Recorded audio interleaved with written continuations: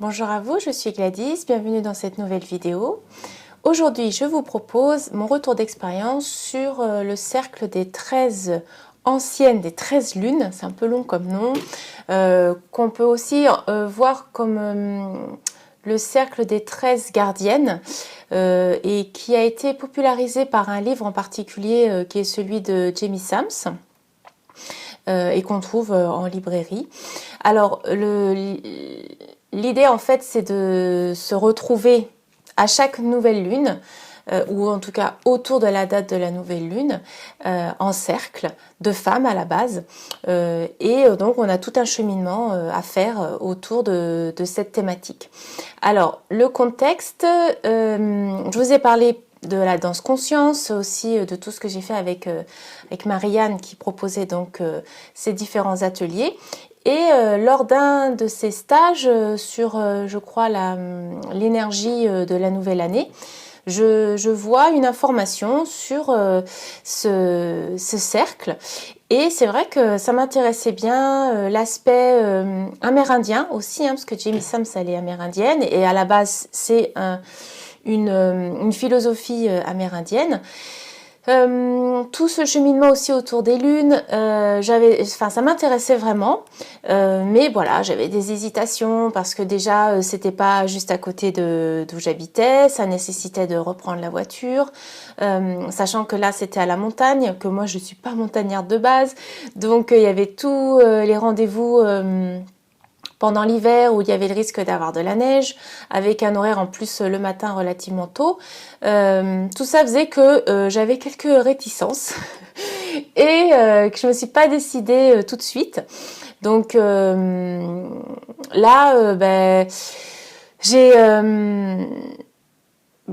attendu un petit peu, réflexion, d'autres échanges. Et puis au final, je me suis inscrite. Et donc, comme le nom l'indique, il y a 13 rendez-vous, donc une fois par mois. Là, ça démarrait en mars ou en avril. Et donc, il fallait aussi s'assurer d'être disponible jusqu'à la 13e lune, plus la soirée de clôture, ou le rendez-vous de clôture, c'est pas forcément une soirée. Donc là, la version qui était proposée par Marianne, c'était de être ensemble sur une journée. J'ai vu qu'après, dans certains endroits, certaines personnes proposent sur une demi-journée, donc ça dépend après de la personnalité de chacun. Et donc on se retrouve, il y a une thématique parce que c'est une gardienne particulière, donc une ancienne qui est là pour cette lune-là, et on va à sa rencontre pendant toute cette journée-là, et c'est elle qui va nous accompagner pendant le mois jusqu'à la prochaine nouvelle lune. Donc on se retrouvait en cercle. Là on était, je crois qu'elle faisait maximum 8 ou 10 personnes, je crois. Donc là je crois qu'on était 8. Et donc on avait toute une partie où on échangeait, on faisait le tour du cercle, un cercle de parole, où chacune disait où elle en était, son vécu, ses ressentis, voilà, on faisait un vrai partage du moment. Et puis, donc ça c'était à tour de rôle, avec non pas des bâtons de parole, mais une plume de parole. Et ensuite, alors pendant tout ce... Alors j'arrive pas, je vais dire tout ce cheminement, on avait la création d'un bouclier. Et en fait, le bouclier, c'était une peau alors on pouvait le faire sur du tissu aussi, mais Marianne proposait d'acheter une peau. Donc on achetait une peau et ensuite on créait la structure pour pouvoir la tendre. Et sur cette peau, on collait les symboles qu'on rencontrait chaque mois, qui était en rapport avec notre vécu et en rapport avec la gardienne. Souvent, ça pouvait être des coïncidences, quelque chose qu'on trouvait vraiment de façon inattendue, qui pouvait faire partie ensuite du bouclier. On pouvait mettre des photos qui symbolisaient ce qu'on avait vu, on ne pouvait pas toujours prendre des photos soi-même, ou ça pouvait être des objets en dur qui ne pouvaient pas être portés sur le bouclier. Et donc ce bouclier nous accompagnait et on en parlait aussi pendant le cercle de parole pour pouvoir dire un peu comment comment il évoluait, où on en était. Certaines étaient en retard, par exemple, n'avaient pas du tout fait la structure, d'autres n'avaient pas trouvé le symbole, certaines faisaient tout à la dernière minute, ou d'autres étaient plus régulières. Donc ça permettait aussi de mettre en lumière des fonctionnements, des façons d'être en général dans la vie. Alors les échanges étaient très riches. Et puis, une fois qu'on avait fait ces échanges, on avait des propositions d'exercices. Donc, Marianne, son approche, c'est la danse, mais il n'y avait pas que ça. Il y avait aussi des rêves éveillés. Il y avait des exercices proposés en rapport en général avec le défi du mois. Et on était libre de le faire ou de ne pas le faire. Si vraiment on avait un gros blocage, on pouvait ne pas faire l'exercice. Auquel cas, on se mettait de côté et on regardait un peu les autres faire. Donc beaucoup autour de la danse, mais pas que. Alors moi, c'est vrai qu'il y a eu au moins 2 fois où j'ai été en vraie difficulté. Une fois où on était sur le personnage du clown. Alors sachant que je suis pas du tout à l'aise avec cette partie-là, mais qu'en plus j'ai une forme de phobie de tout ce qui est théâtre, représentation. Donc l'aspect clown, c'est encore le côté burlesque. C'était vraiment pas quelque chose que j'arrivais à faire. Alors j'ai quand même essayé, mais alors vraiment avec beaucoup de résistance. Et un autre exercice, c'est assez surprenant parce qu'après ça m'a fait cogiter, où en fait c'était juste de parler un peu comme les bébés, le jargon, quoi, le côté où on dit des successions de syllabes, de sons en fait, sans chercher à ce que ça ait du sens, et on rencontrait les uns et les autres comme ça, en se parlant, en s'échangeant juste des suites de syllabes. Et ça, c'est vraiment un truc que j'ai pas réussi à faire non plus, quoi. Mais vraiment, mais avec même un fond de souffrance, quoi. Hein. C'était vraiment, ça me mettait vraiment très mal. Donc ça m'avait interpellée parce que c'était quand même 2 choses aussi qui sont plutôt dans le côté très enfantin, ludique. Quand on n'a pas trop de barrières, et en fait, on peut le faire spontanément. Et depuis, d'ailleurs, je me suis beaucoup améliorée. Alors, en groupe, je dis pas, hein, mais faire des sauts comme ça, qui veulent rien dire, c'est plus facile. Après, voilà, il y avait l'aspect aussi de se retrouver en cercle de femmes, que je trouvais vraiment riche, très intéressant, mais qui m'a permis de me rendre compte aussi à quel point j'étais pas forcément hyper à l'aise. Ça m'a ramené pas mal de souvenirs, d'inadéquation en fait dans les groupes des filles de mon âge quand j'étais au collège en particulier, au lycée aussi. Moi j'ai plutôt été quelqu'un de relativement solitaire, et donc j'avais souvent une amie ou 2. J'étais très à l'aise aussi dans les groupes où il y avait des garçons. Voilà, j'étais pas très fan des groupes où il y avait que des filles. Donc ça m'a permis aussi de mettre en lumière ça. Pas forcément de complètement me réconcilier, mais en tout cas de cheminer par rapport à cette partie féminine et la notion de groupe de filles que je pouvais avoir à l'époque.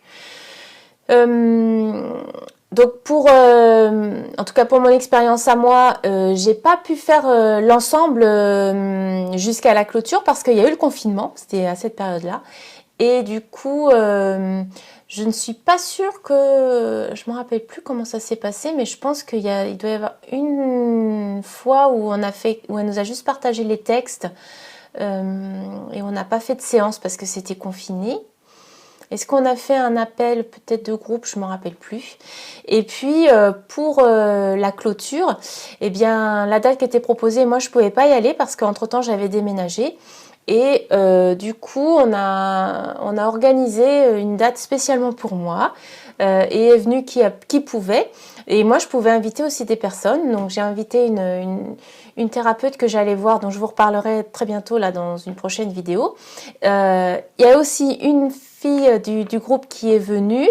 Et puis, est-ce qu'il y avait une autre personne? Je crois pas.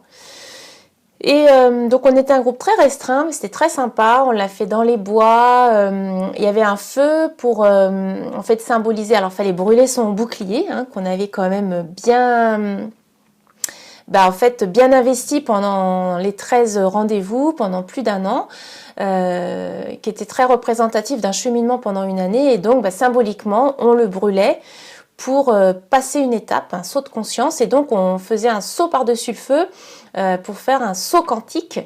Alors j'ai un peu triché, hein, normalement, voilà, on brûle et puis voilà, mais j'ai pris des photos pour avoir quand même un souvenir de mon bouclier parce que voilà, j'avais envie de garder. Je dis pas, peut-être qu'un jour la photo je la garderai pas non plus, mais voilà, ça me permettait de voir. Quand je revois en fait tous les symboles que j'ai mis, les images, les photos, ça me remet un peu dans cette époque, ce qui s'est vécu, ce que j'ai aussi nettoyé ou ce que j'ai mis à jour. Alors je regarde pas tous les 4 matins, hein. Pour le moment c'est mis quelque part et je sais que c'est là.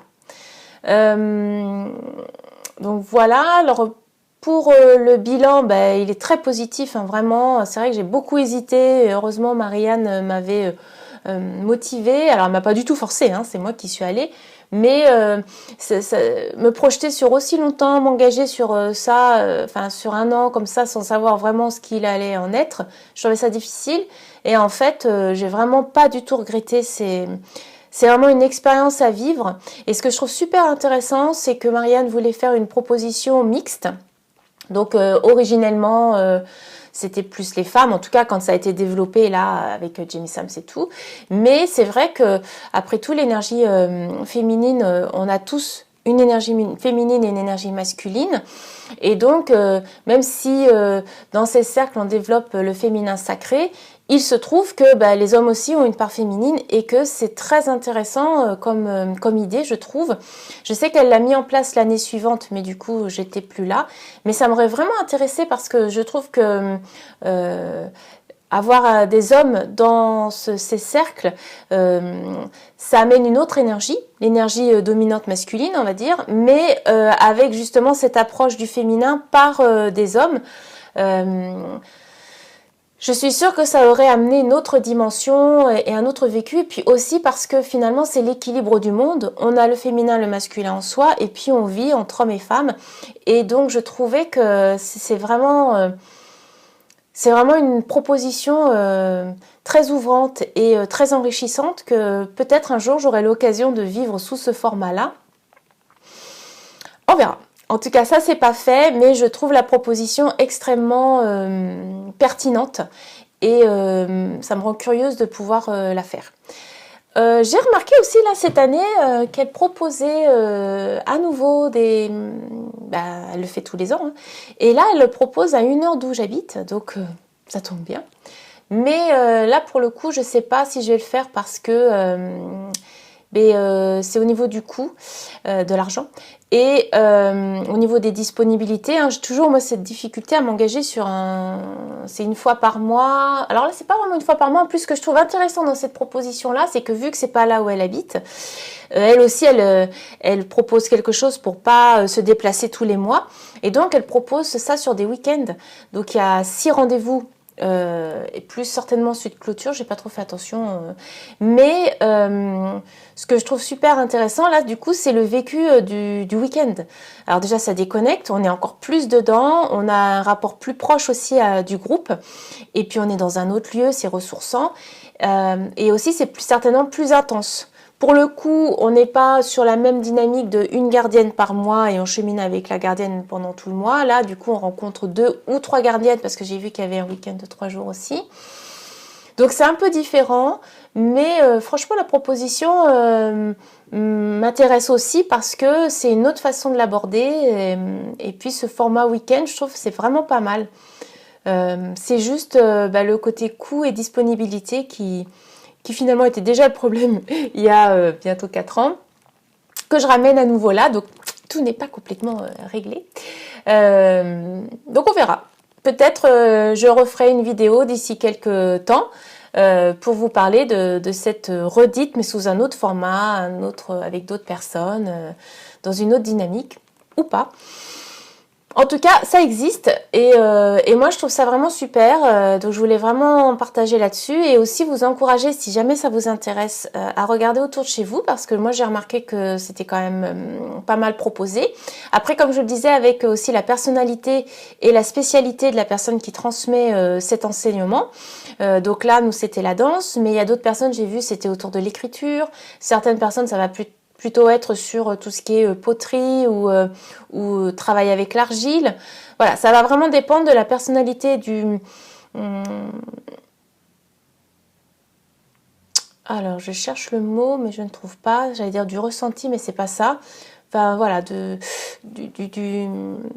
Oh, j'arrive pas à trouver le mot. C'est pas grave. Bon, ça dépend de chaque personne, voilà. Et donc, peut-être que le côté danser serait pas trop votre truc à vous, mais qu'il y a quelqu'un qui propose sous un format d'écriture ou sur d'autres approches, tout ça pour vivre en groupe et passer des paliers et connecter avec le féminin en soi et réparer ce qui est blessé chez le féminin en soi.